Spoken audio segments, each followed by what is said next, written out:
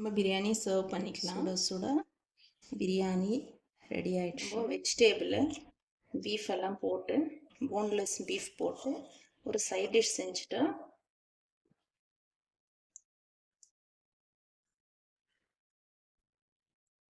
குயிக்காக ஈஸியாக எப்படி பிரியாணி செய்யறதுன்னு பார்த்துக்கலாம். அதுக்கு நான் 1 டேபிள் ஸ்பூன் ஆயில் ஊற்றிருக்கேன். பட்டை கிராம்பு ஏலக்காய் போட்டுக்கின்னு நான் செய்கிறது இன்னைக்கு பீஃப் பிரியாணி தான்.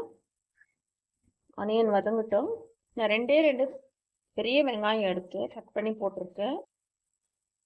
ஆனியன் நல்லா கோல்டன் ப்ரௌன் ஆகட்டும்.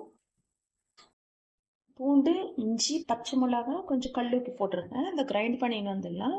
ஜிஞ்சர் கார்லிக் பேஸ்ட்டோட பச்சை மிளகா போட்டு நம்ம அரைச்சோம்னாக்கா அந்த ஃப்ளேவர் நல்லா டேஸ்ட்டாக இருக்கும். இந்த அளவுக்கு நம்மளுக்கு ஆனியன்ஸ் கோல்டன் ப்ரௌன் ஆனதும் ஜிஞ்சர் கார்லிக் பேஸ்ட் போட்டுக்கலாம். பூண்டு, இஞ்சி, பச்சை மிளகா நம்ம அரைச்சில் வந்தது 1 டேபிள் ஸ்பூன் அளவு போட்டுக்கலாம். ராஸ்மெல் போகிற வரைக்கும் இது வதக்கலாம்.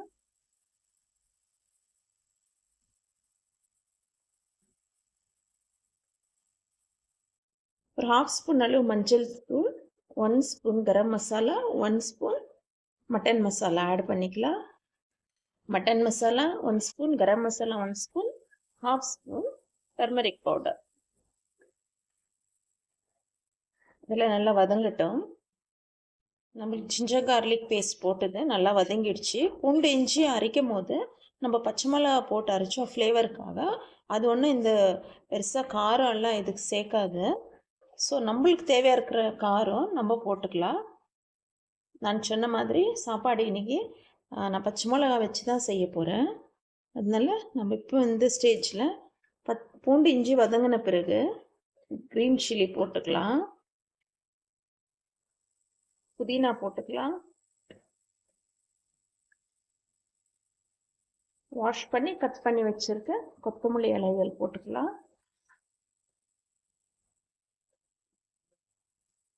எல்லாமே வதங்கட்டும். நம்ம எடுத்துருக்கிற பீஃப்லேயே கொஞ்சம் ஃபேட் இருக்கு, அதனால தான் நான் ஆயில் கம்மியாக ஊற்றிருக்கேன். நம்ம போட்ட மசாலாஸ் எல்லாம் நல்ல ஆயிலில் ஃப்ரை ஆயிடுச்சு. இப்போ நான் 3 தக்காளி பழம் எடுத்து கட் பண்ணி வச்சுருக்கேன். 1 டேபிள் ஸ்பூன் அளவு கர்டு அதை ஆட் பண்ணிக்கலாம். நம்ம மிளகாத்தூள் போடலை, பச்சை மிளகா தான் போட்டு செஞ்சுன்னு இருக்கோம். டொமேட்டோ நல்லா ஸ்மாஷ் ஆகட்டும். டொமேட்டோ குக் ஆகிறதுக்கு கல்லுப்பு போட்டுக்கிறேன். நீங்கள் கல்லுப்பு போட்டு சமையல் செஞ்சு பாருங்க, ரொம்பவே டேஸ்டாக இருக்கும். ஸ்மாஷ் ஆகட்டும். நம்ம எடுத்து வச்சுருக்கேன். நான் நல்லா உப்பு மஞ்சள் தூள் போட்டு வாஷ் பண்ணி ட்ரெயின் பண்ணி வச்சுருக்கேன். பீஃப் ஆட் பண்ணிக்கலாம். 1/2 kg பீஃப் ஆட் பண்ணிக்கலாம். இது இந்த மசாலா தக்காளிலேயே இது நல்லா வேகட்டும் கொஞ்ச நேரம். எந்த அளவுக்கு வேகணும்னா இதில் ஆயில் இதிலிருந்து செப்பரேட் ஆகி வர வரைக்கும் இது வேகணும். நம்ம செய்து 1 pot 1/2 kg beef biryani. Already salt நம்ம தக்காளி வதக்கும் போது போட்டிருக்கோம். இந்த பீஃபு ஒரு 10 minutes குக் ஆகட்டும். இப்படி ஒரு பாதியாக இப்படி க்ளோஸ் பண்ணி விடலாம். நம்ம ஒரு 10 minutes விட்டோம் பீஃப் குக் ஆகிறதுக்கு. சூப்பராக நம்மளுக்கு நல்லா அந்த டொமேட்டோ அந்த மசாலாவோட சேர்ந்து வெந்துடுச்சு. இதுலேயே நம்மளுக்கு ஒரு 60% வெந்துடுச்சு. தண்ணி ஊற்றலை, அதுலேருந்து தண்ணியிலே தான் அது வேகணும். ஏன்னா நம்ம செய்கிறது பிரியாணி, ரைஸ் குவான்டிட்டி அளவுக்கு நம்ம மெஷர்மெண்ட்டுக்கு இப்போ தண்ணி ஊற்றிக்கலாம். பாருங்க, டொமேட்டோவும் அந்த பீஃப் போட்டதுமே நல்லா அது ஸ்மாஷ் ஆயிடுச்சு, நல்லா ஜூஸியாக இருக்கு. இப்போ நான் எடுத்துருக்கிறது 1 கப் ரைஸ்க்கு 1 1/2 கப் அளவு தண்ணி ஊற்றிக்கலாம். இது ஒரு 1/2 கப்பு. நல்லா மிக்ஸ் பண்ணிக்கலாம். இப்போ இது பாயில் ஆகட்டும். இந்த ஸ்டேஜில் நம்ம உப்பு காரம் டேஸ்ட் பார்த்துக்கலாம். காரம் தேவைப்பட்டால் பச்சை மிளகா போட்டுக்கோங்க. நான் எடுத்துருக்கிறது பாஸ்மதி அரிசி, அதனால தான் நான் 1 கப் ரைஸ்க்கு 1.5 கப் தண்ணி ஊற்றிருக்கேன். அப்போ அது கரெக்டாக நம்மளுக்கு சூப்பராக வெந்து வரும். தண்ணி பாயில் ஆகட்டும். உப்பு காரம் டேஸ்ட் பார்த்துக்கலாம். பிரியாணிக்கு சைட் டிஷ் கேட்டா எங்கள் பொண்ணு, அதனால கொஞ்சம் போன்லெஸ் மீட் எடுத்து நான் ஃப்ரை பண்ணின்னு இருக்கிறேன். உப்பு, மிளகாய்த்தூள், மஞ்சள் தூள் போட்டு ஆயில் ஊற்றி நம்ம கொஞ்சம் லைட்டாக அப்படியே ஃப்ரை பண்ணோம். இப்போ ஜிஞ்சர் கார்லிக் பேஸ்ட் போட்டுக்கலாம்.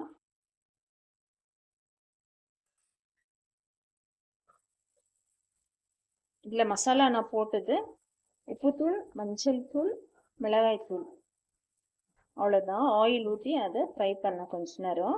தண்ணி எல்லாம் ஊற்றலை இன்னும். நம்ம தண்ணி ஊற்றி தான் நம்ம லைட்டாக இதை குக் பண்ண போகிறோம். So ginger garlic paste raw smell போனதும் நான் கொஞ்சம் வெஜிடேபிள்ஸ் கட் பண்ணி வச்சுருக்கேன். லாங்காக பீன்ஸு, 2 பொட்டேட்டோ இதையும் இதில் ஆட் பண்ணிக்கலாம். எப்பவுமே வெஜிடேபிள்ஸ் நம்ம நான்வெஜ்ஜில் போட்டு குக் பண்ணும்போது டேஸ்ட் ரொம்ப நல்லாயிருக்கும். ஒன்ஸ் இந்த சைட் டிஷ் நீங்கள் ட்ரை பண்ணி பாருங்கள். ஆல்ரெடி நம்ம மீட்டுக்கு சால்ட் போட்டிருக்கோம். ரொம்ப சிம்பிள் இந்த சைட் டிஷ்ஷு.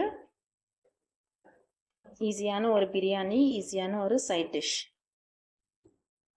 நம்ம வெஜிடேபிள் மீட் குக் ஆகிறதுக்கு தண்ணி ஊற்றிக்கலாம்.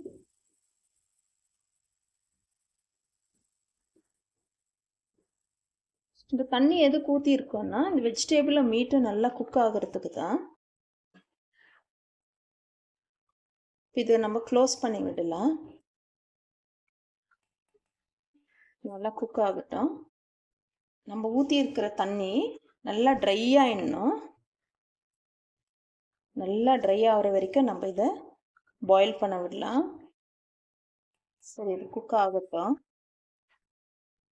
நம்மளுக்கு தண்ணி நல்லா பாயில் ஆயிடுச்சு பிரியாணிக்கு. இப்போ நம்ம எடுத்து வச்சுருக்கேன் வாஷ் பண்ணி 20 மினிட்ஸ் ஊற வச்சு அரிசி போட்டுக்கலாம்.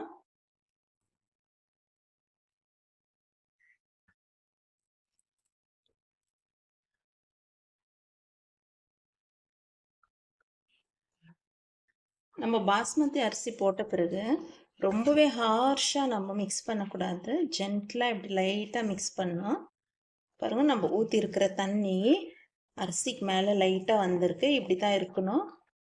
இந்த ஸ்டேஜில் நம்ம லெமன் ஜூஸ் கொஞ்சம் போட்டுக்கலாம். லெமன் ஜூஸ் ஆட் பண்ணிக்கலாம். ஒரு 1/2 லெமன் தான் போடுறேன். நீங்கள் ரைஸ் போட்ட பிறகு உப்பு காரம்லாம் டேஸ்ட் பார்த்துட்டு அப்புறமா லெமன் ஜூஸ் போடுங்க.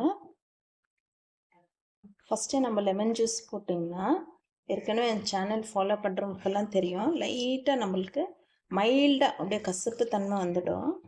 ஏன்னா அந்த லெமன் பாயில் ஆக ஆக அந்த கசப்பு தன்மை வந்துடும். ஓகே, அவ்வளோதான். இப்போ க்ளோஸ் பண்ணி வச்சிடலாம். இப்போ பாருங்கள், ஸ்டீம் நல்லா வருதா. இப்போ நம்ம வெயிட் போட்டுக்கலாம். வெயிட் போட்டுட்டு ஸ்டவ் சிம்மில் வச்சுக்கலாம். ஃபுல் சிம்மில் வச்சுக்கலாம். 10 மினிட்ஸ் விடலாம்.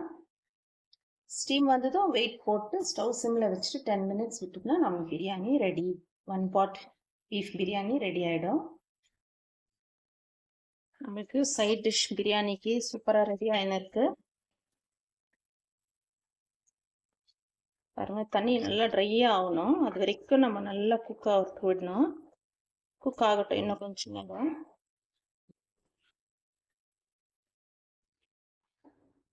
நம்மளுக்கு ஃப்ரை சூப்பராக ரெடி ஆயிடுச்சு. பாருங்கள், இது எந்த அளவுக்கு இந்த தண்ணி எல்லாம் ட்ரை ஆகிட்டு நல்லா நம்மளுக்கு இந்த போட்டிருக்கிற மீட்டு, பொட்டேட்டோ, பீன்ஸ் இதெல்லாம் நல்லா ட்ரை ஆகிடுச்சு. இப்போ அடியில் மசாலா இப்படி தான் இருக்கணும். இப்போ இதில் நம்ம ஃபைனலாக கொரியாண்டர் லீவ்ஸ் இல்லைன்னா இந்த ட்ரை வெந்தயக்கீரை, அதாவது கஸ்தூரி மெத்தின்னு சொல்லுவாங்க. ஆனால் நான் இது வெந்தயக்கீரை வாங்கி க்ளீன் பண்ணி வாஷ் பண்ணி நடுவில் ட்ரை பண்ணது தான் இது. ஃபைனலாக நம்ம இப்போ போட்டு கார்னிஷ் பண்ணிக்கலாம் கஸ்தூரி மெத்தியை. நான்வெஜ்ஜில் யாரெல்லாம் இந்த மாதிரி வெஜிடேபிள்ஸ் போட்டு சிம்பிளாக டேஸ்டியாக ஃப்ரை பண்ணுறீங்கன்னு எனக்கு கமெண்ட்ஸில் தெரியப்படுத்துங்க. சூப்பராக நம்மளுக்கு ஒரு பிரியாணிக்கு சைட் டிஷ் ரெடி ஆயிடுச்சு.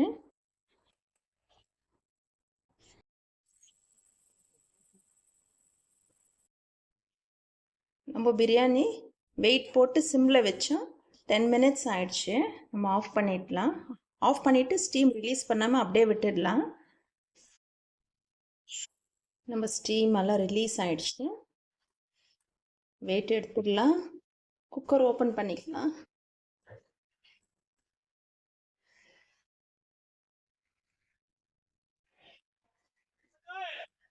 பிரியாணி பாருங்கள்,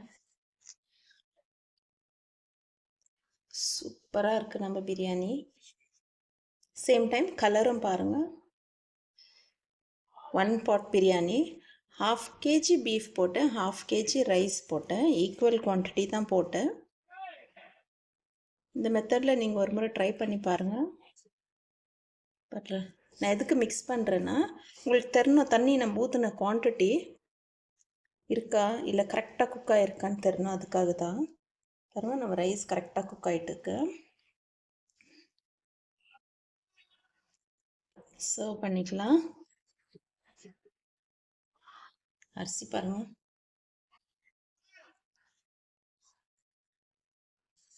சூப்பராக சுட சுட பீஃப் பிரியாணி ரெடி ஆயிடுச்சு. நீங்களும் இதே மாதிரி ஒரு பிரியாணி 1 பாட் பிரியாணி செய்து சாப்பிட்டு என்ஜாய் பண்ணுங்க ஃப்ரெண்ட்ஸ். இது வந்து குவிக்காக நம்மளுக்கு சிம்பிளாக செய்யக்கூடிய ஒரு பிரியாணி ரெசிபி தான். இங்கே பாருங்கள், நான் சின்ன குக்கரில் தான் செஞ்சுருக்கேன். சின்ன குக்கரில் 1/2 kg ரைஸு 1/2 kg மீட் போட்டு நம்ம குவிக்காக செஞ்சிட்டோம். நம்ம பிரியாணி சர்வ் பண்ணிக்கலாம். சுட சுட பிரியாணி ரெடி ஆயிடுச்சு.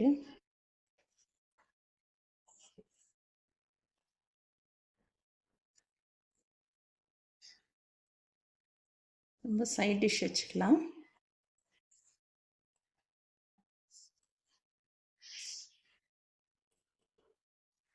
நம்ம வெஜிடேபிள் பீஃப் எல்லாம் போட்டு போன்லெஸ் பீஃப் போட்டு ஒரு சைட் டிஷ் செஞ்சுட்டோம். இது கூடவே நான் தயிரை கொஞ்சம் வைக்கிறேன்.